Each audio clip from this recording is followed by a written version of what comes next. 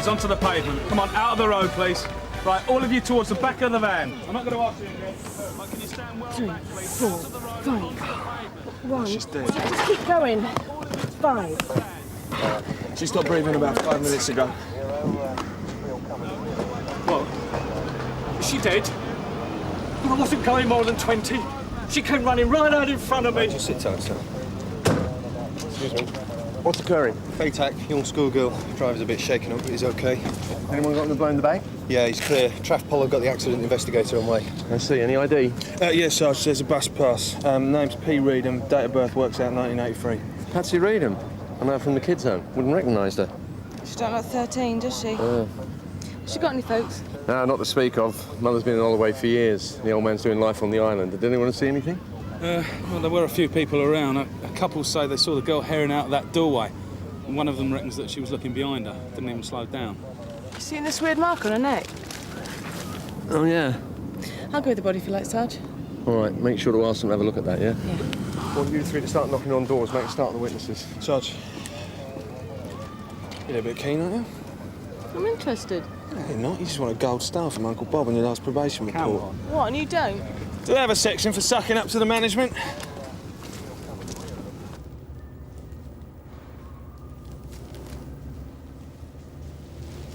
Well, I've still got a lot to do, but you pointed out the marks on her neck. Yeah.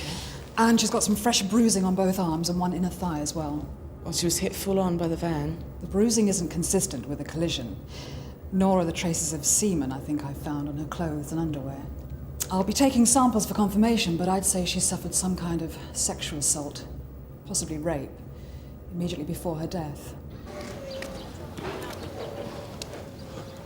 What's happened? Someone said... A young girl's been hit by a van, sir. Well, who? Is she all right? Her name's Patsy Reedham, and no, I'm afraid she's not all right.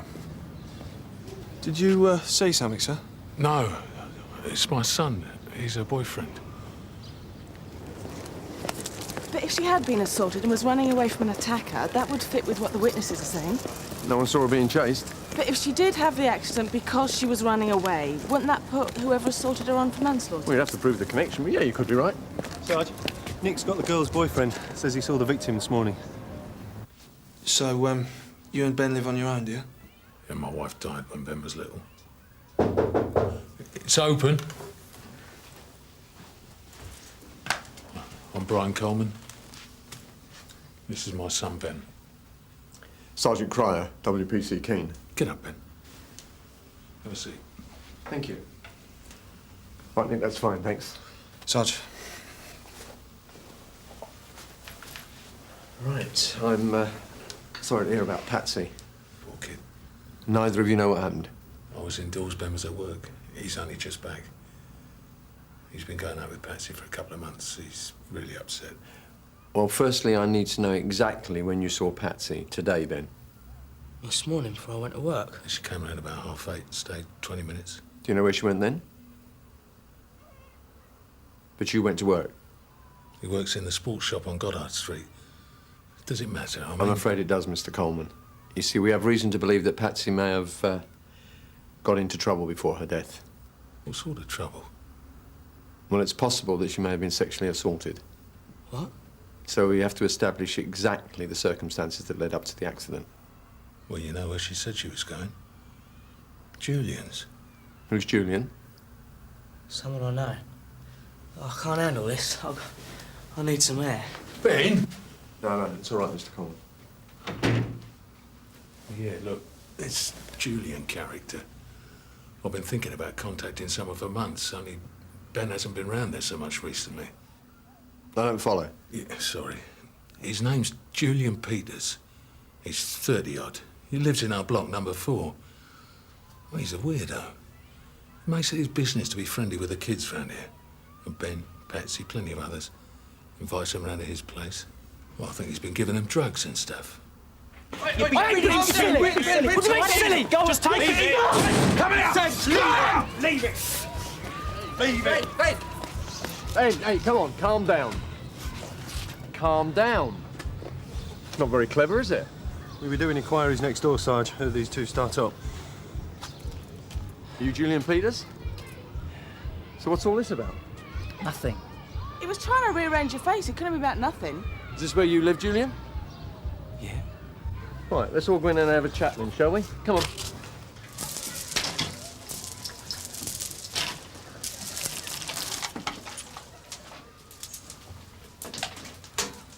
So, what's the fight all about, Ben? I mean, funny, Mr. Peters? No. Look, this is private between Ben and me. So Ben started it? It's over. We've sorted it out. You are aware of what's happened to Patsy Reedham? Have you seen her today? No. He's lying. It's Patsy's. He tried hiding it when I turned up. Debbie?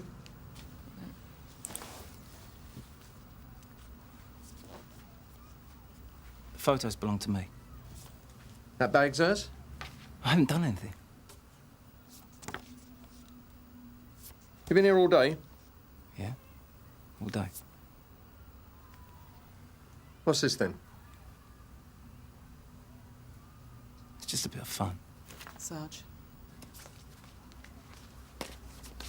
What are you doing with Patsy Reedham's school bag? She left it here When? a few days ago. So how come she's got work dated from yesterday in here then? Not good enough. Ben, I want you to come down to the station and tell me all about this. Mr. Peters, you're under arrest. I had a word with the manager. Ben left work at 2, like he said. Anybody else we know locally with relevant previous? No, no one on the books who's active or fits the picture. I like this Julian for it. Intimate samples check would seal it.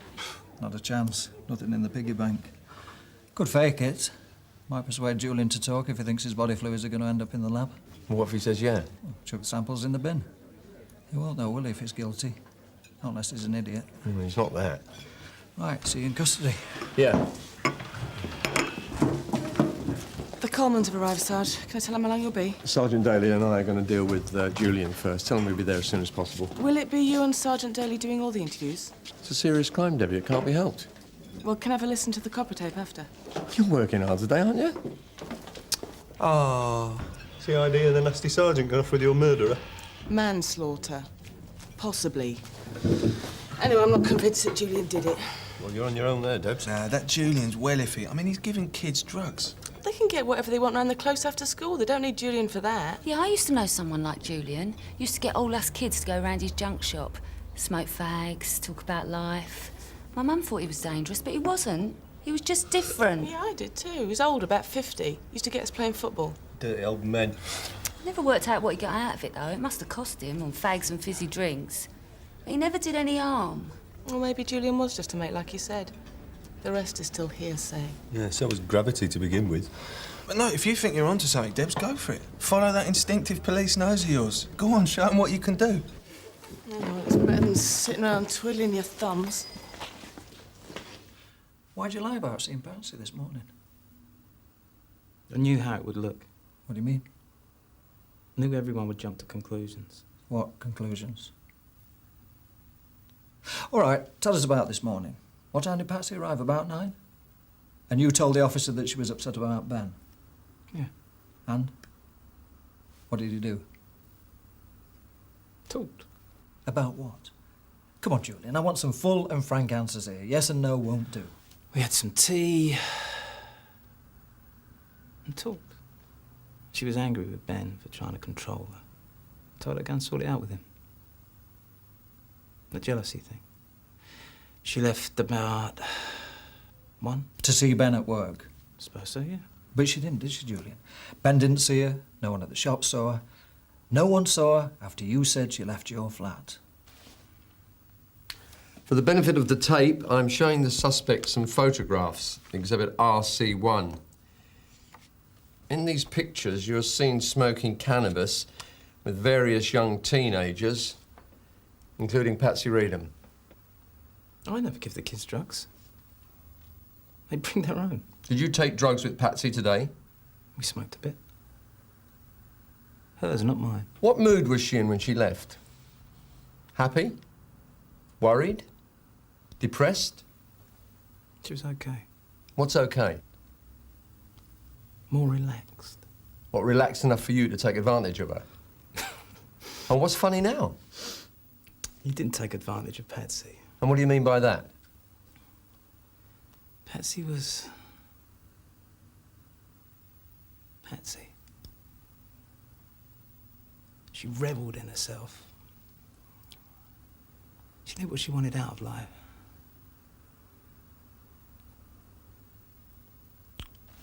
Some teenage girls are like that. You ever had any sexual contact with Patsy? No. Why do you spend all your time with people half your age?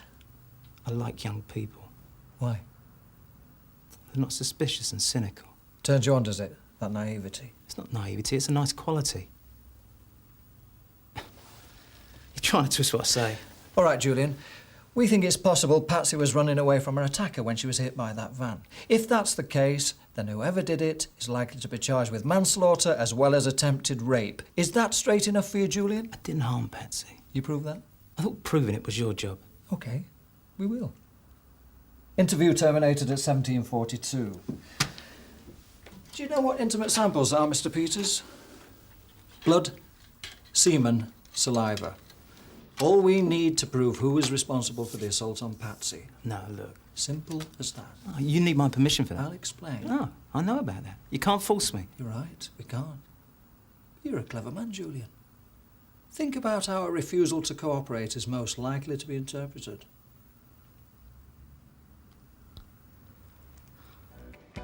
There you go, then. That's that tape you wanted to listen to.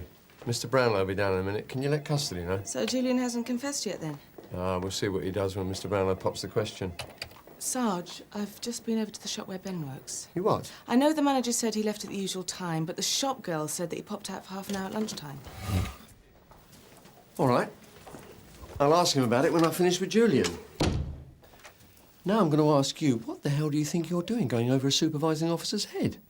I just thought it was possible that we might be jumping to conclusions about Julian, Sarge. So you thought you'd go off on your own and put Ben Coleman in the frame instead?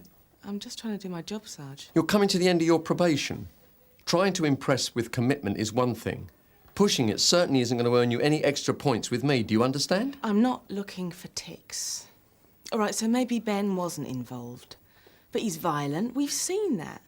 His dad's been bending over backwards to convince us he's got nothing to do with it, and now his alibi looks dodgy. Don't be too clever for yourself. What Julian has admitted to already has raised more than a few hackles with me and should do the same for you. Can I sit in when Sergeant Daly interviews Julian again? No. Do the job that you're given, whether it's interesting or not, and leave out the heroics and the personal stuff, OK? What about all your personal stuff, Sarge?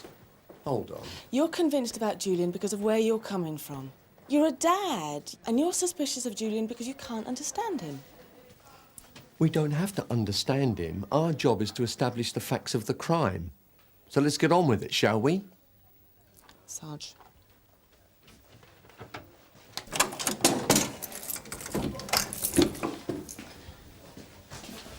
What now? The Chief Superintendent has to come down and formally request your permission for samples to be taken. This isn't right. Why not? If you're innocent, it'll prove that. If not... Look! I kissed her, all right? When did you kiss her? It was just to say goodbye today, when she left. It was just friendly. But it'll show up, won't it, on the test? If it was just a kiss, you've got nothing to worry about.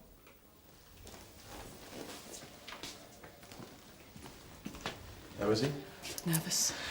Nervous is good. Evening, Bob. There we go. Sir. So, Mr. Peters. I'm Chief Superintendent Brownlow. The officers in your case have decided that tests on intimate samples taken from your body will tend either to prove or disprove your involvement in the alleged incident. You can refuse permission, but you should be aware that if you do so without good cause, it could affect your case when it comes to court. You are entitled to legal advice if you request it. Do you understand? I understand. Do you give your permission?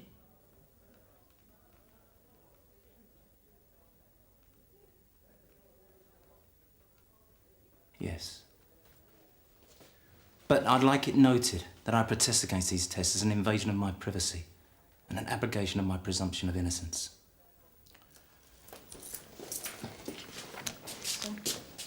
Thank you, sir. All right, no problem. When will you do it? Shortly. You need to sign here to confirm that you've given permission. How long before the results? Hard to say. Right, take Mr. Peters back, please, Debbie. He said yes. Not what you wanted? Not exactly. Any bright ideas? If you'd like to take a seat. OK. Before we ask you about Julian, Ben, we understand from a girl in the shop where you work that you left for a while in the lunch hour. You tell us where you went? I did a bit of shopping. What did you buy? Nothing, I was just looking. I wanted a new Walkman. The last one got nicked. Well, that's true. Happened last week. Can you remember what shops you went to? Nah, I just looked around. Well, what's all this about? Oh, we've cooperated with you. You got who you want. No, we're trying to eliminate Ben from our inquiries, Brian, and to do that, we need to know precisely where he was between 1 and 2. Well, go on, then. Tell him. Well, you must remember what shops you went into. Come on, Ben. All right. I was down the games arcade. Asked the bloke down there I got change off him. Why didn't you tell us that in the first place? Because I was scoring, all right? You gonna do me for that now, are ya?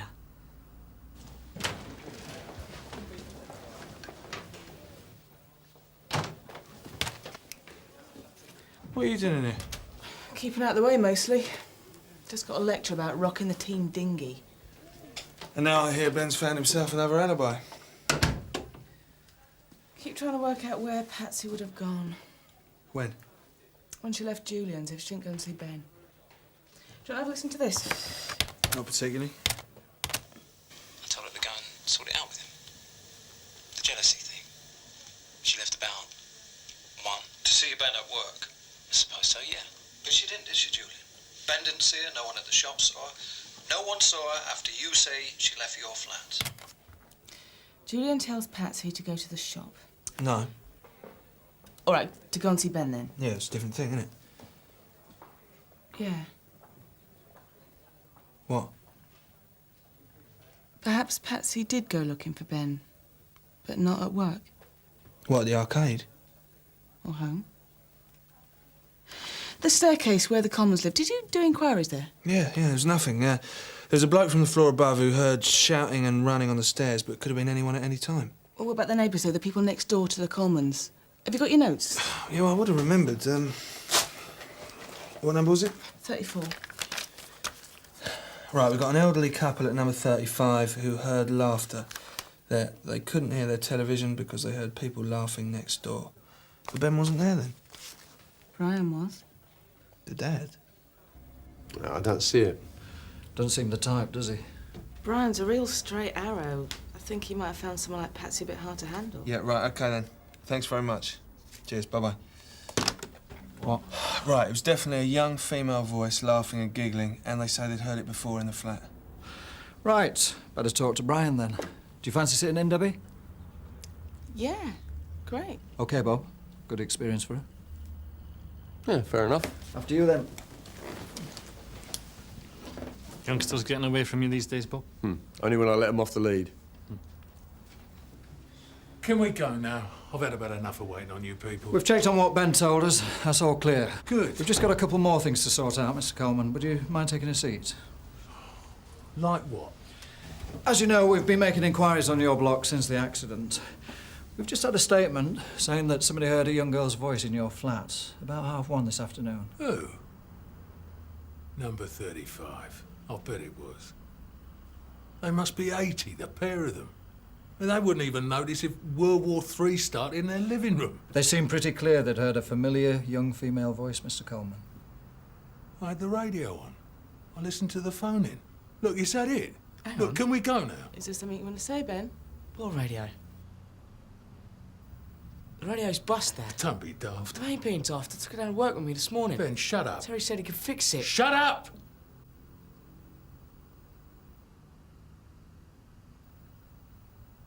What's going on? Right, Mr. Coleman, you're under arrest for assault. You do not have to say anything, but it may harm your defence if you do not mention when questioned something which you later rely on in court. Anything you do say may be given in evidence. Let's get him down to interview 4.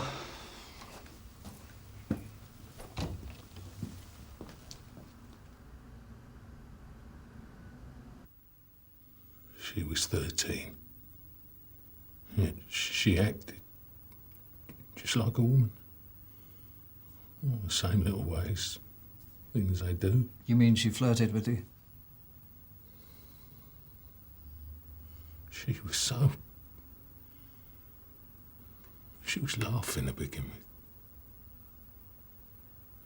She said she'd sorted things out. Julian had fed her some rubbish about not giving up her power to men, telling her she ought to use it to take control. She thought it was amusing. She started doing this thing that Julian had taught her, like a dance. She wanted to show me. You know, it's not right, is it? When she just walks in and starts skirt up round her. I asked her to stop. She thought it was funny. Told me not to be boring.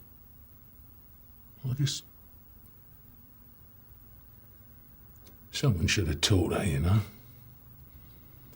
I just wanted to make her see that she couldn't have it always. What do you mean by that, Brian? I never meant to hurt her. I've been a good father. I've never done anything like that. It just got right out of hand. And I didn't mean to frighten her. I went after her trying to explain, but she just ran off. Stupid.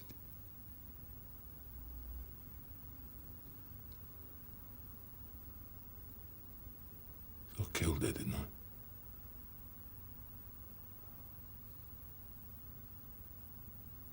What'll happen to me now? Debbie, did he cough? Yep. You did well then. Yeah, what are you on today, eh? Had a bit of help. Yeah, we'll make sure Sergeant Cryer puts it in his report, yeah? Nick, got something to be getting on with? Yes, Sarge. How about you, Debbie? We've finished. See you later. Oh, Debbie, it was a good result. Thanks, Sarge. Now I need someone to do some sorting in the prop store for me. And then tomorrow, and the next day, the school crossing lady at Brim Street's off sick. I'm looking for an enthusiastic replacement. I'll cover it. Thank you.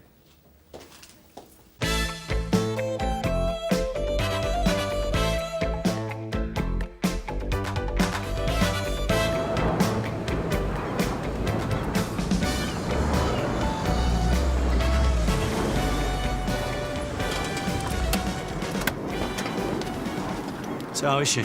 Oh, not too good, sir. So what have you got for me? Is it the same blow? Looks like a carbon copy, sir.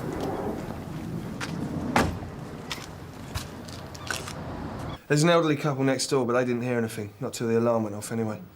What about the adjacent block? Has anybody been over there? I don't think so, sir, no. Well, check it out, will you? Sir. No, Gov. Any joy? Not yet. He had his work cut out getting in. Reinforced door. Security intercom. Did you get the girl's name? Ginny Clark. Statements? Just the bare bones. There's an entrance to the loft out in the hallway. He must have crawled through that. And the radio was on in the kitchen. Otherwise, you'd have heard him break the lock, drop down. You sure it's the same man? It's the same MO and the same black tape. She managed to struggle free and press the panic button by the side of the bed. Do you get a description? Not yet.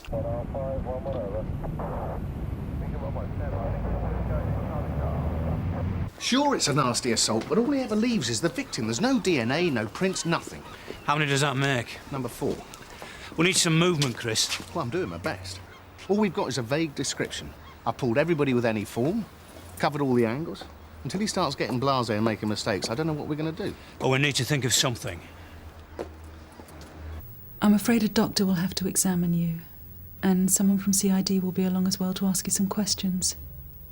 Do you think you can tell us what happened? I saw his face.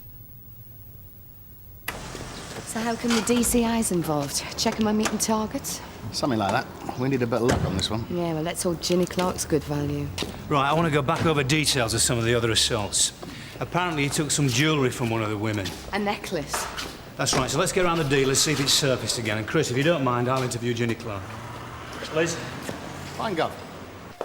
What about burglary records? They've been checked. That's what the first attack looked like. You know, like the woman had disturbed a burglar. He'd taken advantage. But there's no way this one's opportunistic. How is she? Well, pretty much as you'd expect, sir. The FME's on another course, so it'll be at least an hour before we can have her examined. Right, thanks. Sir. There's the first attack, second, third, and today's are pretty tightly clustered. So there's a focus? Or we've got access to main roads for a getaway. It looks to me like he knows the area well. Perhaps he works or even lives there. All right. Get me the details on anyone in that area who's got formed for sexual offences or burglary. Anything that might relate. We've already checked that out, Gov. Well, check it out again. So, how long have you been living at that flat, Ginny? About 6 months. It's my mother's. I'm just looking after it. She has a house in France, spends most of her time there. And you've been living in that flat on your own? Hmm. You okay?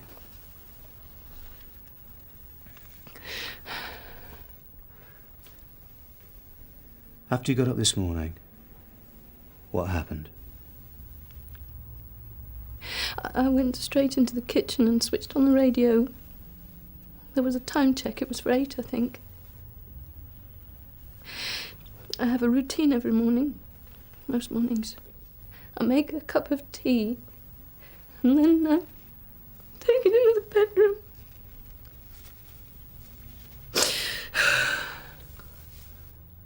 Now, WPC data said that you got a good look at the face of the man who attacked you. He was wearing a mask, but it came away when I tried to fight him off. Can you describe him? He was white. Short, dark hair, clean shaven. How old? About 30. A bit taller than me. Quite stocky. He had a white t-shirt on. I can see his face. He'd been watching me. What, you'd seen him before? I think so. I don't know. I've just had this feeling, you know, that someone's there. I was in the supermarket and I thought I saw him following me. I reported it to the security guard, but there was no one. So how long has he been following you? About 3 weeks. I had some extra locks put on the front door. There was always a van or something parked outside. I could see it from my window. I was on my way out one morning when I noticed there was someone sitting in it. The man who attacked you? I don't know, I couldn't see clearly. Just every time I looked out of the window, he seemed to be there. This morning, for instance, I thought, you know, living on my own, I thought I was being oversensitive. So, this morning, you looked out the window, right? What sort of vehicle did you see there? It was a van, a blue one, Toyota. I wrote the details down with the registration number. It's at home on the notice board in the kitchen. Yeah, I've got it. It's just below thought for the day. Sorry? Never mind. In fact, there's a list of index numbers here. Which one do you want? That's Sophia Sarley, the second victim. And she gave a description? A vague one, yeah. But it was the same as Ginny's? Broadly speaking. We got that. Footprint from a garden. It doesn't match anyone who's got access to the house, so maybe that's our man. But to date, that's our best lead. Well, thank God for Ginny Clark. We've got an index number. In fact, we've got several. Gov? She's written down 5 different registration numbers. We've ran a PNC check. 4 of the vehicles belong to people who live in her apartment block. The other's a Toyota van, registered to a newsagent's wholesalers, Relco. Yeah, it's at the end of Dorrell Road. That's it.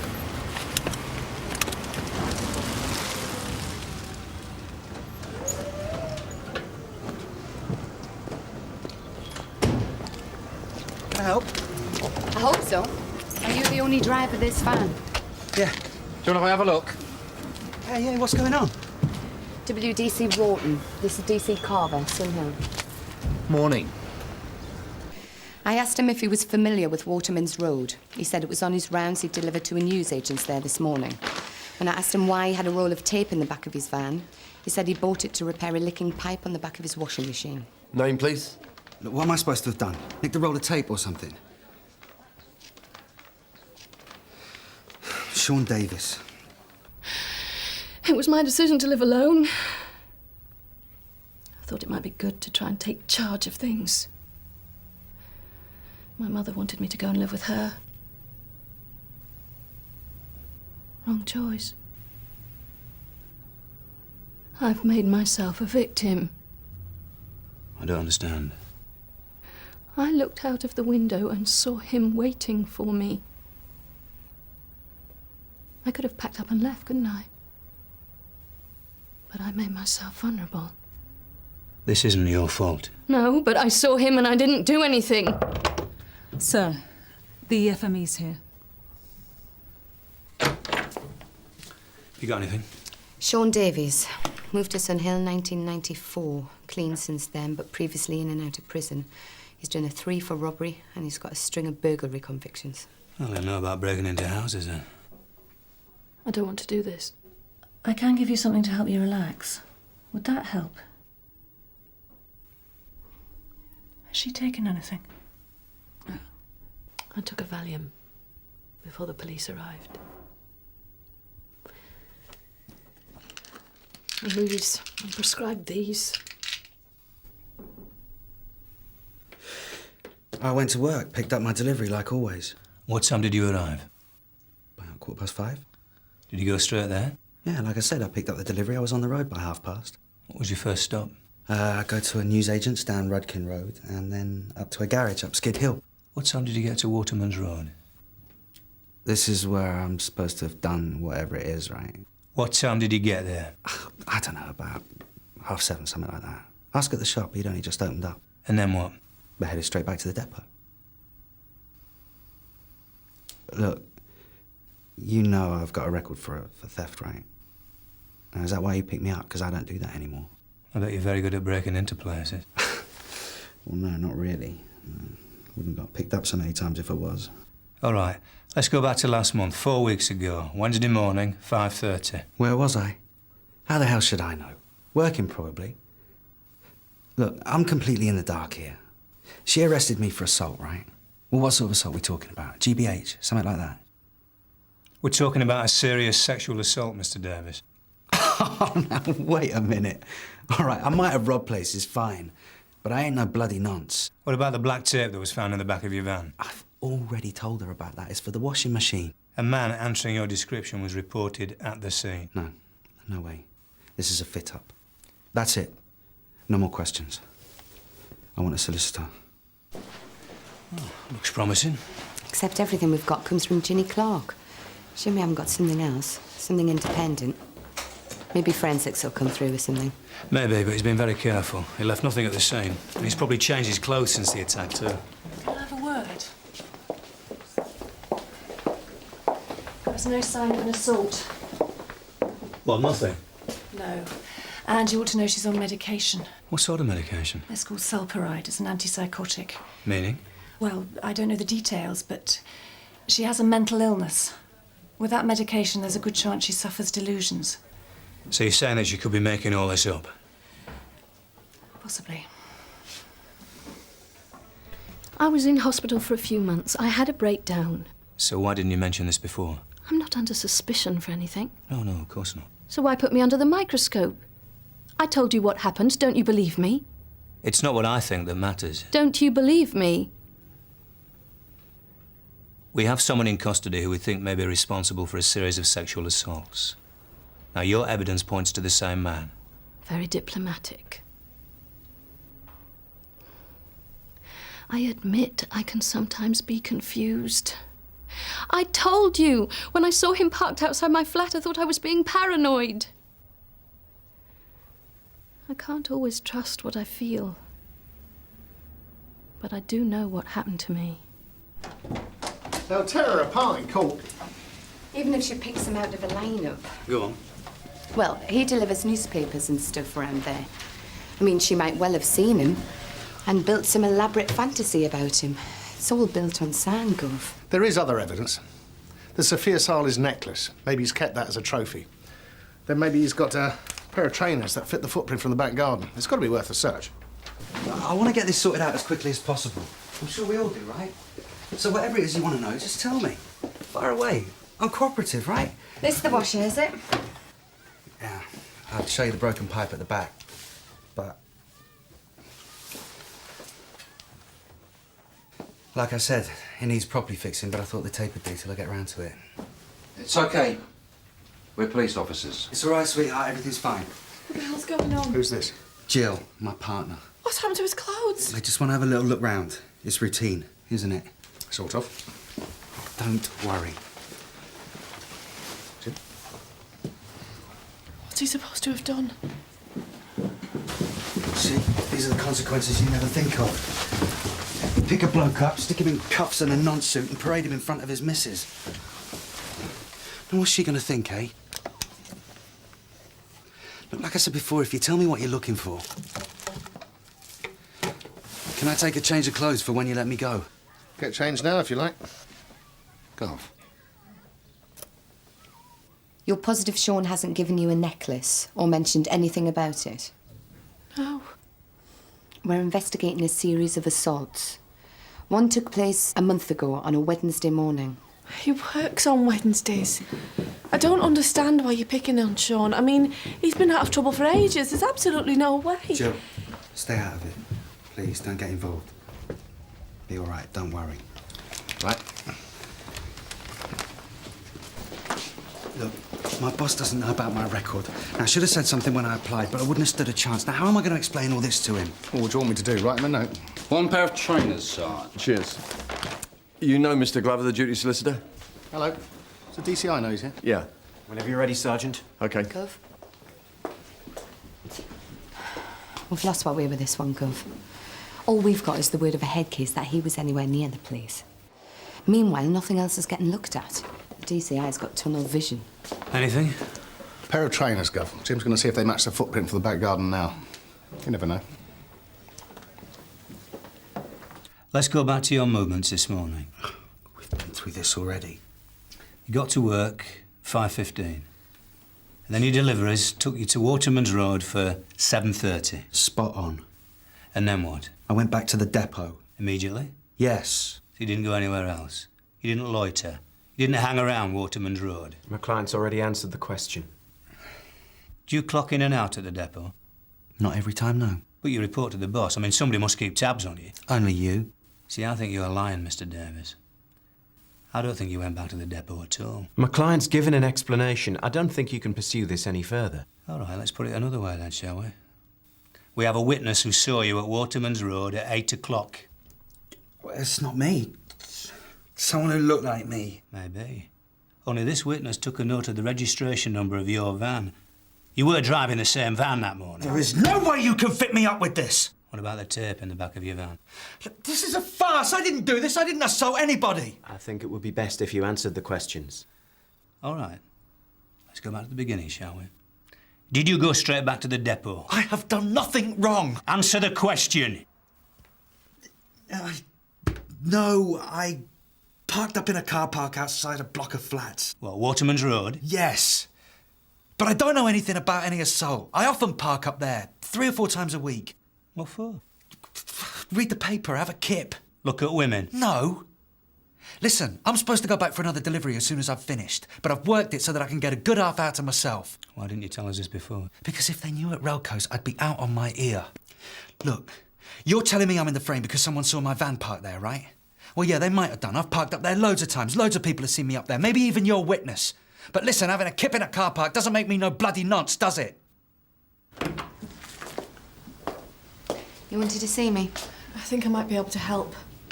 Come through. Presumably you want to eliminate Sean from your inquiries. Go on. Well, I don't know about today, right? I don't know where he was. But you mentioned another attack. I mentioned several. Yeah, but the one about a month ago. Well, he was with me. All day? All morning. I would have mentioned something earlier, only I wasn't thinking straight. And have you got anyone who can verify this? But you're prepared to say the same thing in court, are you? Wow. You must think a lot of him. Listen, when I met Sean, he'd just come out of prison. Took a bit of a risk then, didn't you? He promised then that there'd be no more thieving or whatever, and he stuck to it completely. And that makes him innocent, does it? Yeah. What, enough for you to create a false alibi for him? Is that what you're doing, is it? There's absolutely no way he'd attack anyone, especially not a woman. How can you be sure of that? I want to make a statement. And what if you're wrong?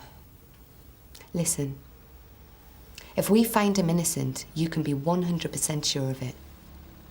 And the next time he climbs into your bed, well, you'll have no doubt in your mind. But if he walks because you've supplied him with a false alibi, how's that going to make you feel? I want to make a statement. Now, there's the footprint from Sophia Sarli's garden, and that is Davis's training shoe. So, it's a match? Well, I'm no expert, Gov. I'll have to give it a soccer, but it looks more than likely. So what are we going to do now? We still can't have an ID parade. Not with Ginny. What about Sophia? Well, that was a month ago, Gov. Her description was vague then. Well, perhaps she's had time to think about it. Hello, how do you do? How do you do? Could I have a word with you? Nadia, should we go and play?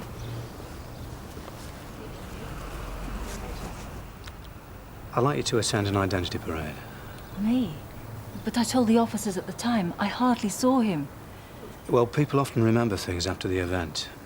Any small detail. There's nothing. The room was dark. I was alone in the house with Nadia at the time. So the house was dark completely? Yes, apart from Nadia's room. She has a nightlight. And did she see or hear anything? I don't know. I mean, she was shouting for me, but he had locked her in her bedroom. Nadia won't talk about it. I think she's protecting me. Is that supposed to be me?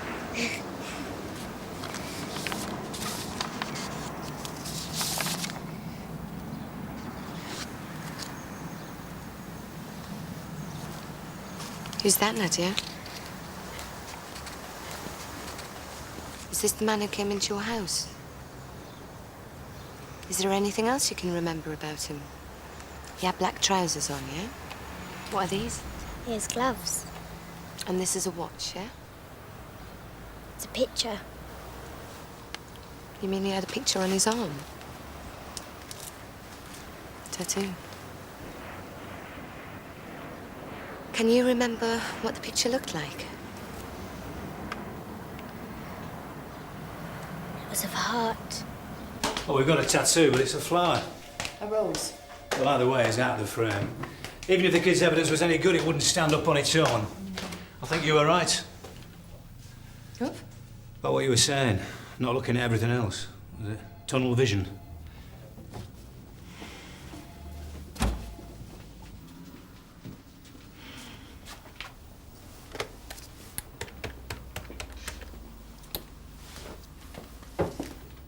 Sergeant Cryer there, please.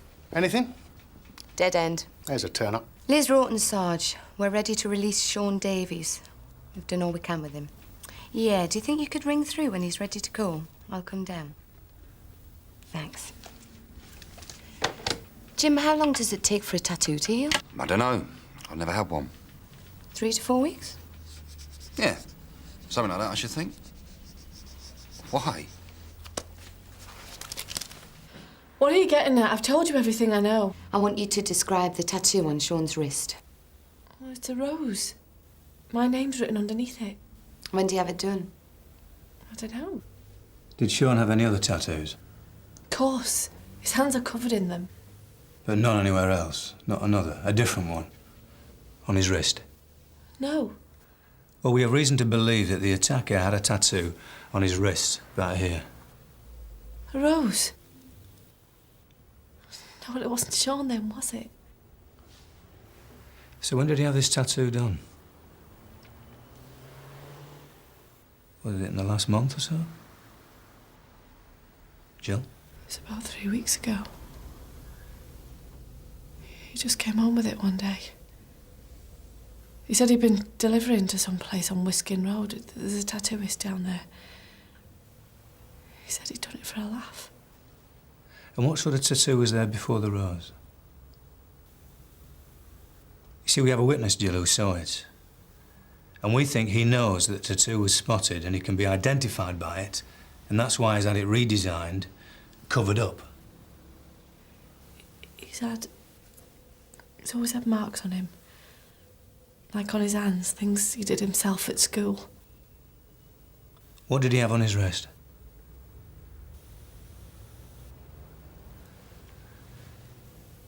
It was a faded thing. A heart. A blue heart. Well done. Good to have you on the team. Pays off sometimes, doesn't it? What, teamwork? No, tunnel vision. So what's it today? You gonna give me my stuff back or what? Mr. Davis. Come see me off. Not this time. There's been a bit of a change of heart.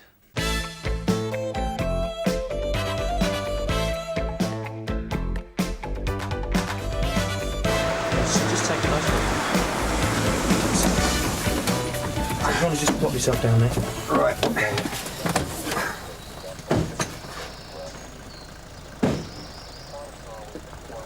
Got here quick. What happened? Smash up and grab by the look of it. Harry! Ah, hello, Don. You all right, mate? Not the first time I've been done over, son. Goes with the territory. Where were you going? No, I was coming back from Essex. Camford dog track. All right. Yeah, it was an early meeting because of the horse racing this afternoon. Hey, whoa, where are you going, Harry? Come on, I'll show you what happened. We was forced off the road just after we come through the gate. We were still going slow. Just as well when you think about it. Well, where'd the other car come from? Over here. Just had a driver in it. And the other man was behind this wall. Well, you slow down, you'll do yourself an injury, Harry. As soon as we stopped, second man yanked the passenger door open, cut the briefcase off my wrist with a pair of bolt cutters. How did your driver get hurt? Well, he couldn't get out because of this car parked at his door. So he leaned across and tried to grab the case back from the bloke with the bolt cutters. And he got bashed on the head for his troubles, eh? Yeah, well, he'll be all right. He got a thick skull. Did you get a good look at the two men? No, I really told the constable here. Didn't really see the driver at all. And they had on these ski masks, yeah. They were both white, though, I can tell you that. Look, Harry, are you sure you're okay? Yeah, no worries. Car was a red saloon, probably a Cavalier, left reg. I've circulated the description. Is anyone coming? Do you want me to go along? We might remember something. Look, maybe you should get to the hospital too, yeah? Hospital? Listen, Don, when you get to my age, once they get you in there, you never come out. No, I found the wife. She's coming to collect me. Okay. How much money did they get, Harry? Oh, about 2,300 with the float. Not a good day. Favourites wiped the board. 363 from Sierra Oscar receiving over. Go ahead, Sarge. Re that car used in the robbery. I have a report of a vehicle stolen earlier today from Tamar Crescent, Red Cavalier. Could be the one, Sarge. All units, attention requested to a Red Cavalier, registration Foxtrot 323 November Yankee X-ray. I have to stay here with the car anyway if you want to get off. You can leave him with me. Thanks, Steve, but we'll stay with Harry until his wife arrives. All right, thanks.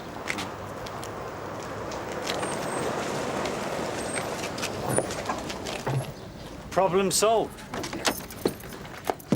Harry! Don, this is Julie. Harry Hedges, before you say one more word, I am calling out the doctor. Now, don't fuss, woman, for crying out loud. There's I'll nothing get that more- statement from you the around car. at home, all right, I'll be Harry? right as rain when I get the carefully, rest, Don. Don't When you're worry feeling about better, me. okay? Listen, you just concentrate on finding the scum for me, eh? I'll do that. Mind your leg. Yeah, right. I'll see you later. Then maybe we can talk about giving you better odds sometime, eh, Don? If you get my money back.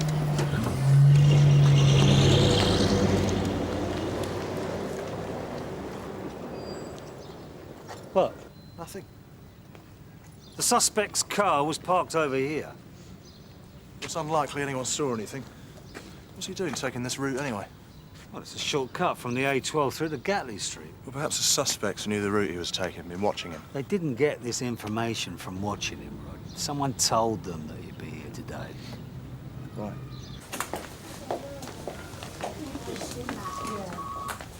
How's it going? Fine. Just got to have a couple of stitches in. Have you remembered anything more about the incident? Right, well, CID will need to take a statement from you, but they can see you at home. I'll be there, don't worry. You know, I can't help thinking it's a bit of a coincidence that we get done the one time we're short a man.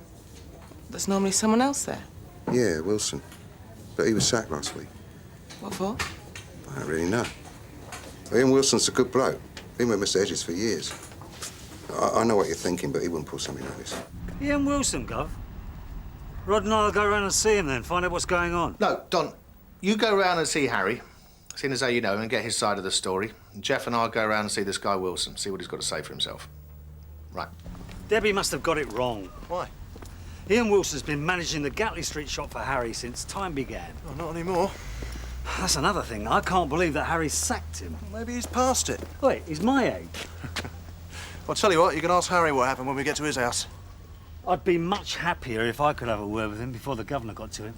Get things straight. Oh, yeah? Like what?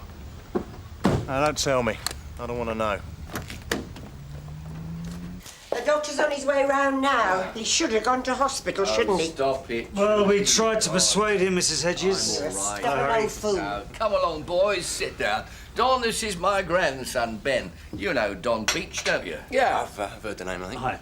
You'll be taking over the Gatley Street shop. Well, just for now. It will take me some time to get up to speed. Get to know all the accounts, regulars, things like that, you know. Yeah, Ben will look after you once he's had a chance to settle in. Now, what about a drink, Don, eh? What do you have? Well, Ben's just made tea. tea will be perfect.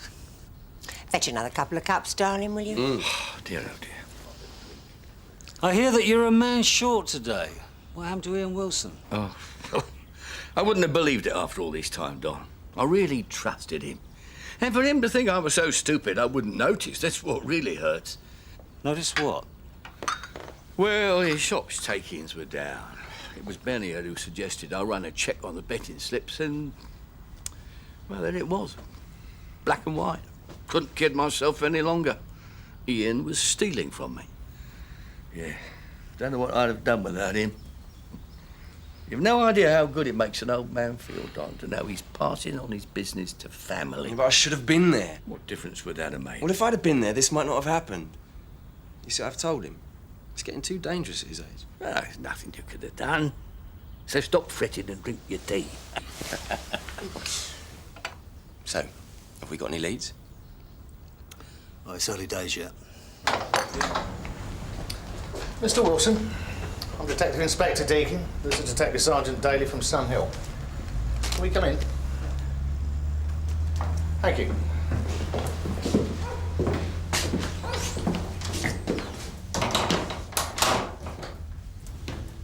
He reported me then, did he?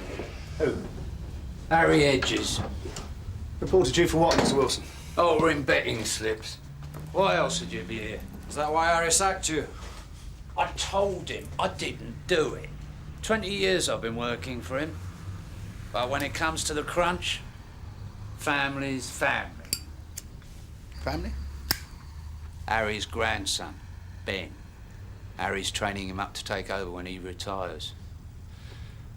I never trusted him.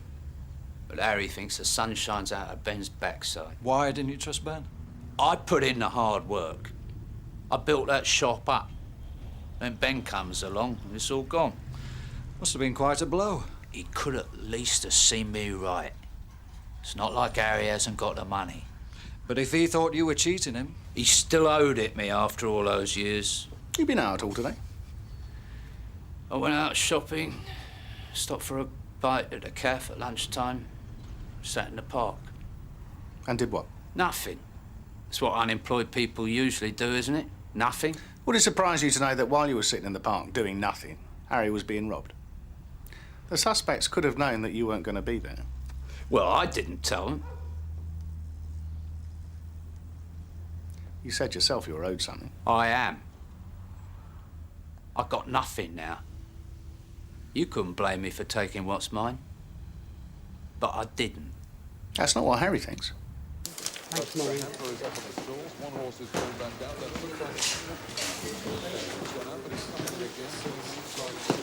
All alone, Maureen?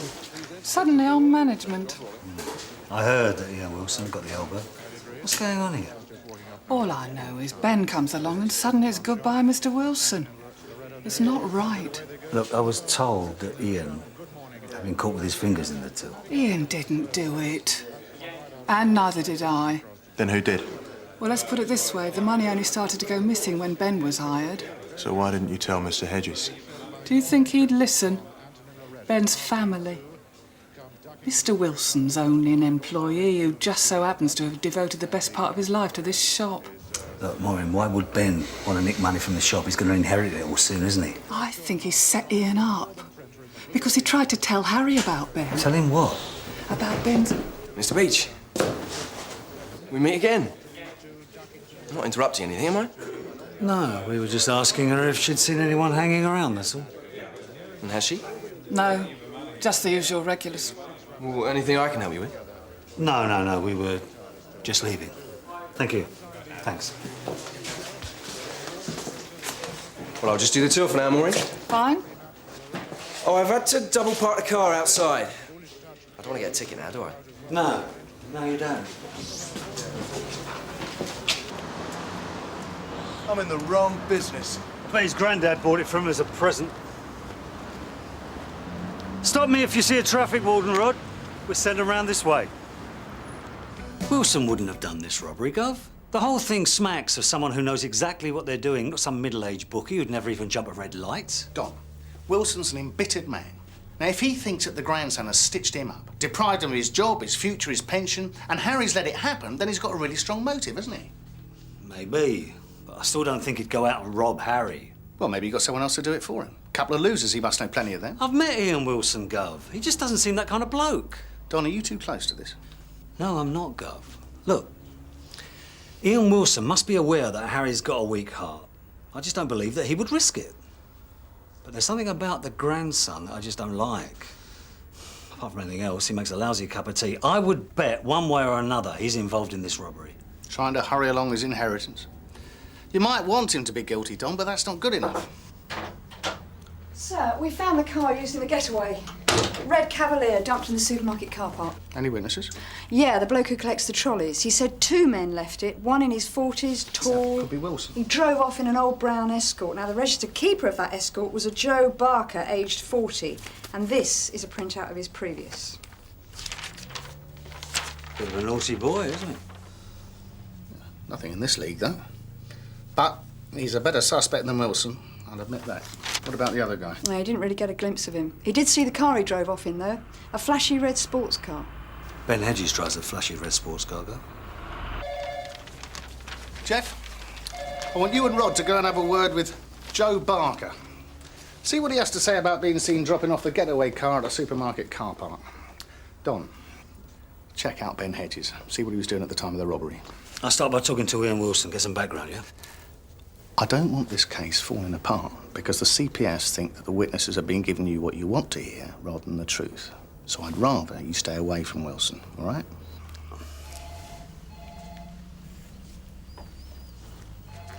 I got the impression we hadn't quite finished earlier. I couldn't talk in front of Ben. I don't want to lose my job, Mr. Beech.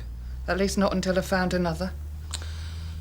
Was Ben in the shop at lunchtime today? Yeah. He did his usual round of all 3 shops to check the tills. And he stopped on to give me a lunch break. A bit earlier than usual, about 12:30 till 1. And then he went on to the other shops. I think he'd already done them. So what was it you couldn't tell me in front of Ben? It was about him being a gambler. Ian knows. What, he likes the odd bet? More than the odd one. He's hooked. I knew if I told Harry, he wouldn't believe me. So I tried to get proof. Show him just what a pillock his grandson is. How? I found a slip from another bookie's behind the counter. So it must have come from a member of staff. I went to the manager, he's a mate of mine, and he said Ben had an account. But? Paid it off, innit? he?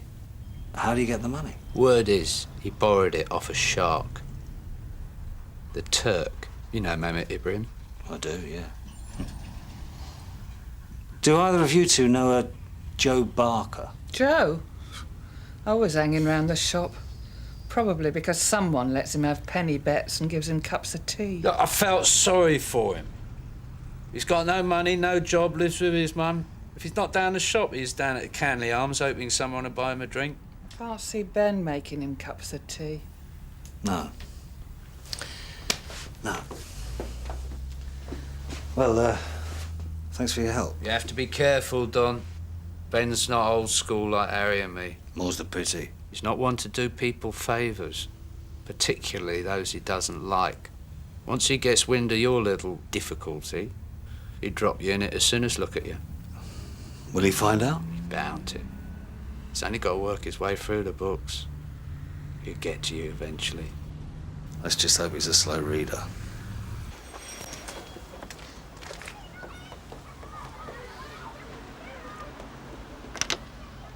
Hello, DS Daily, DC Skase, Sunhill. You Mrs. Barker? Yes? What's happened? We're looking for Joe, Mrs. Barker. Is he your son? That's right. He went out about an hour ago. Why do you want him? We thought he could help us clear up a little problem. He hasn't done anything wrong, has he? Only he promised me he wouldn't get into any trouble again. Could we come inside? Yes, all right. Please sit down. Does Joe have a car, Mrs. Barker? A brown Escort? That's right. It's in the garage. It's there now. I think so. Why? Could he have lent it to anybody this morning? Oh, he might have done. He's very generous like that. Do anything for anyone. Could we take a look? Just in case. Well, I don't know. You can watch us if you like, Mrs. Barker. I'll go and get the keys.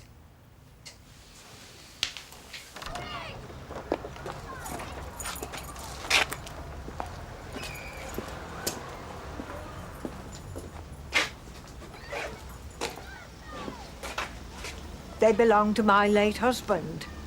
I don't really know why we keep them, except that it would seem wrong to sell them, really. He looked after them so well. I'm sorry, Spent Mrs. more Barker. time on them than not. Would you mind waiting outside a minute, please? Thanks. Rod? Yeah.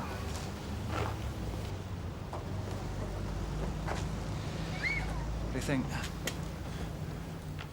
You'd have thought he'd ditched them, wouldn't he? No great brain, our Joe. Go! Ibrahim the Turk just told me that Ben paid him back the £2,000 he owed him half an hour after the robbery.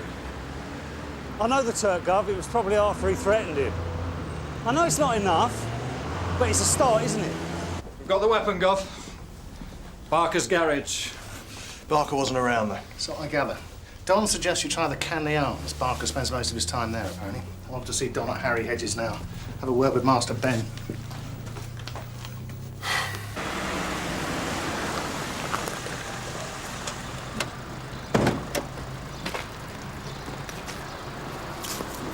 What's that? I don't know, Gov. It's got a weak heart. It could be that again, couldn't it?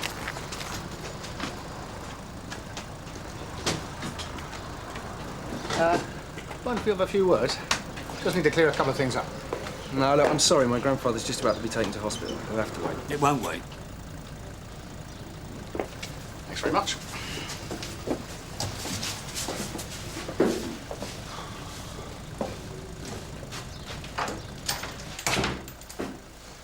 Now then, what can I do for you? Well, perhaps you could start by telling us your whereabouts today from, say, lunchtime onwards. Well, from about 12 o'clock, I went to each of the 3 shops in turn, checked the tills. And then I did lunch relief in the shop that was short staff. Then I had a bit of lunch myself, all about 2:30, that must have been. In the wine bar in Broom Lane. I was called and told about the robbery when I was in there. You can check it all. We will. Don't you think you left something out? No, I don't think so. So when did you find the time to visit Mehmet Ibrahim? Paying back the £2,000 you owed him. My word, you have been busy. Oh, yes. No, I had a little win at cards, and I thought, paying back what I could. You left Wilson's shop. It's not Wilson's shop anymore, is it, if you remember? You left the Gatley Street shop at 1 o'clock. You didn't visit the Turk until 2:30. You had the time. It was tight, but you could have done it. Look, if I'd have known I was going to need a watertight alibi, I'd have made sure I had one. Sorry, Sergeant, but you're going to have to do better than that. Perhaps a little incentive might help, eh? What? Are you a gambling man, Inspector? No. Oh. That's a pity. Because if you were, you would know that the thrill is in the risk of losing something you can't afford to lose. Money. Or family. Job. Freedom. Mr. Beech and I, we both enjoy risk. Makes life that little bit more exciting, doesn't it? You better get yourself down to the hospital, Mr. Hedges. We'll see ourselves out.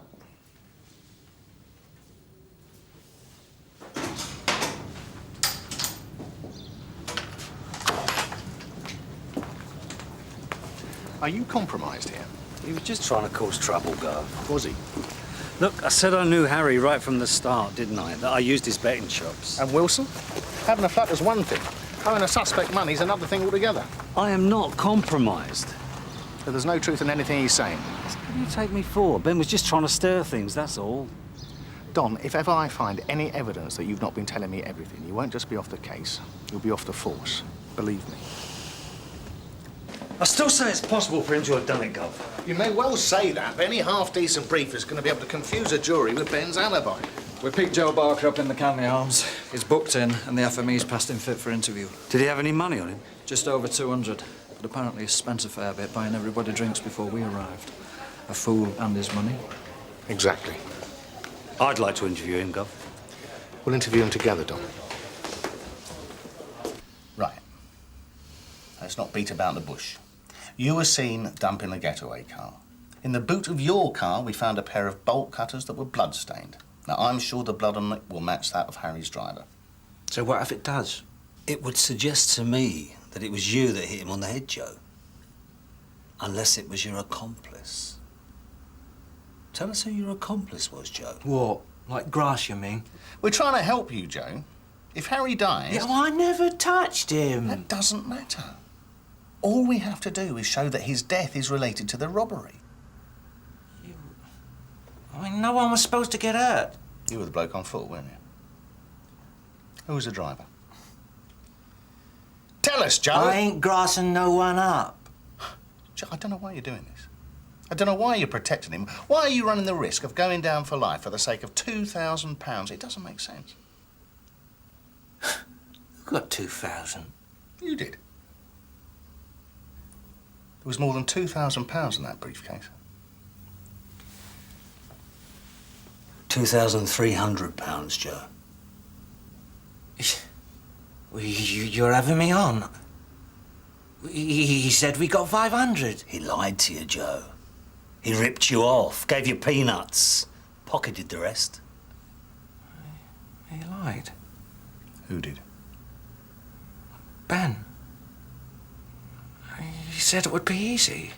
He took me out for a drink one day when I lost a packet. Said he knew I had a bit of form, told me he had a plan. I couldn't believe my luck. A bookie asking me for help, you know. Still here, Rod? Yeah, I thought I'd stick around and see what happened, you know. St. Hugh's called a few minutes ago. Harry Hedges died. Heart attack.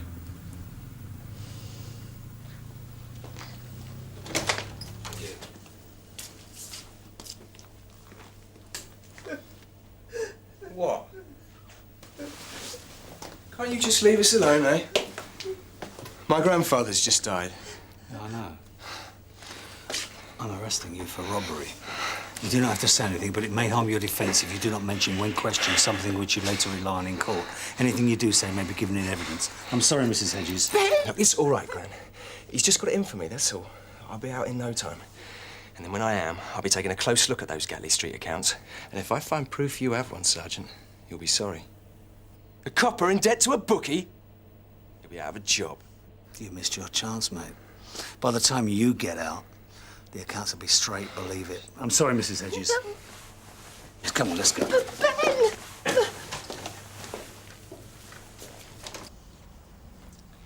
Coming for a drink now we've got this all sorted, Gov? Is it all sorted, Don? I think so. Let's leave it till you're sure.